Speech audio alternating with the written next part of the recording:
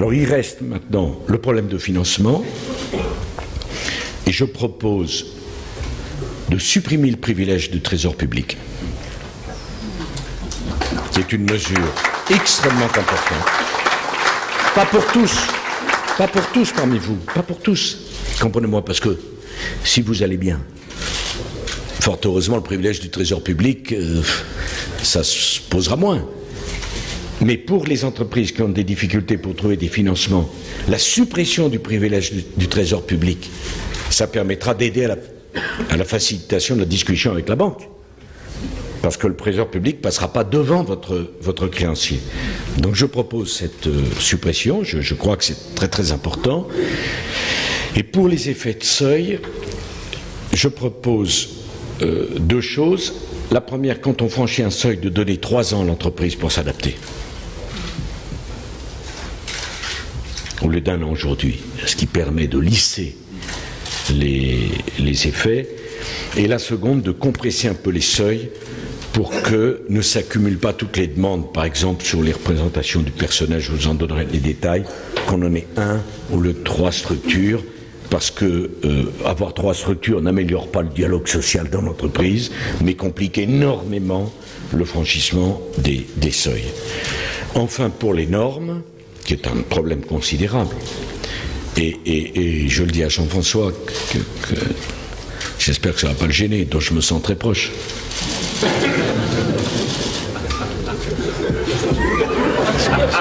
Il a dit que Madame Joly lui a fait un témoignage d'amitié en venant. Mais alors moi c'est quoi? C'est de l'affection.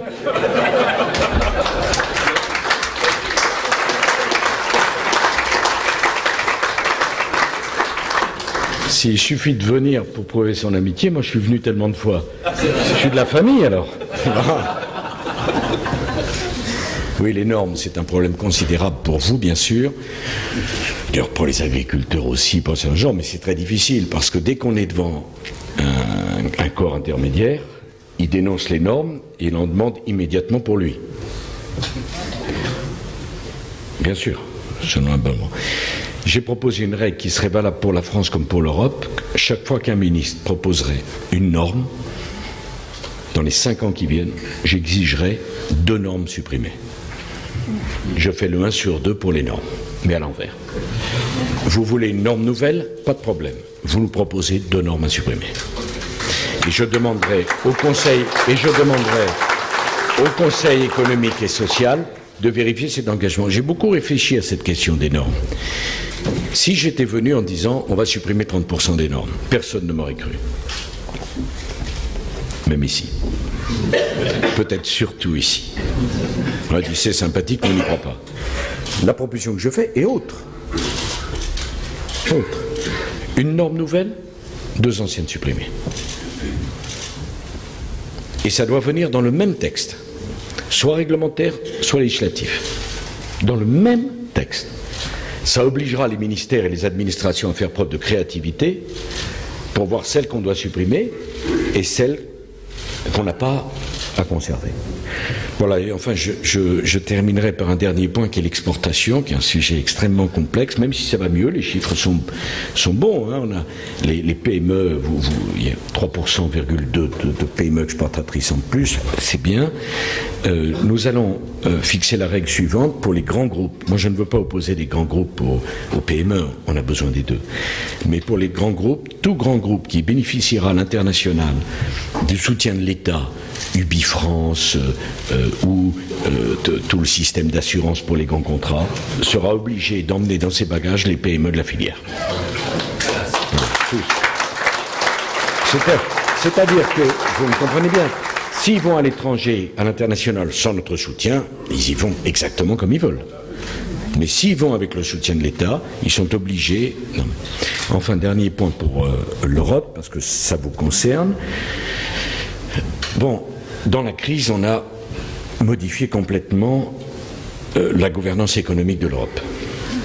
On a remis du politique, et c'est plus la Commission, c'est le gouvernement c'est le Conseil des chefs d'État et de gouvernement qui fixe la ligne. J'ai fixé 1 an de délai à l'Europe. 1 an. Si au bout d'1 an, nous n'avons pas obtenu la réciprocité sur l'ouverture de nos marchés. Hein, c'est quand même inouï. Tous les marchés européens sont ouverts depuis 1994. Marchés publics, tous. Un tiers des fonds structurels de l'Europe, un tiers, vont à des entreprises venant de pays qui n'ouvrent aucun de leurs marchés publics. Donc je fixe un an. Si au bout d'un an, on n'a pas obtenu la réciprocité, j'appliquerai en France, unilatéralement, l'European Buy Act, c'est-à-dire que nous réserverons nos marchés publics aux entreprises qui produisent en Europe. J'ai dit en Europe, pas en France. J'ai dit en Europe. Pourquoi? Parce que si c'était pour la France, ça serait contraire, cher Jean-François, au traité. En Europe. Ce que les États-Unis font depuis 1933, on peut peut-être le faire, nous, en Europe. Enfin, dernier point, le Small Business Act. Moi, je considère que 20% de nos marchés publics, collectivités territoriales, enfin des communes, départements, régions, États, doivent être réservés aux PME. Pourquoi? Parce que c'est toujours la même affaire. L'appel d'offres fondé sur la seule question du prix, c'est toujours le plus gros qui gagne.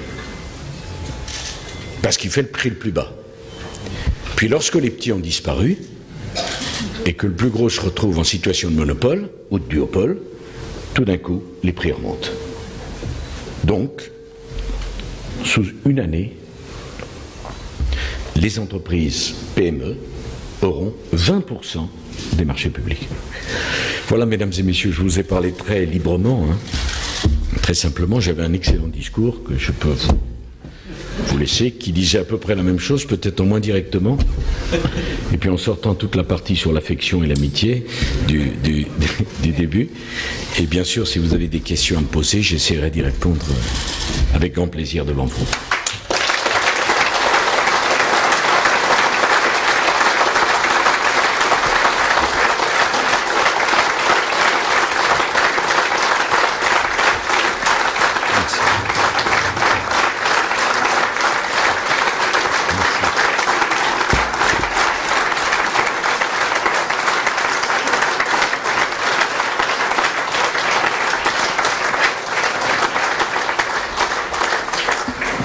Merci, Monsieur le Président.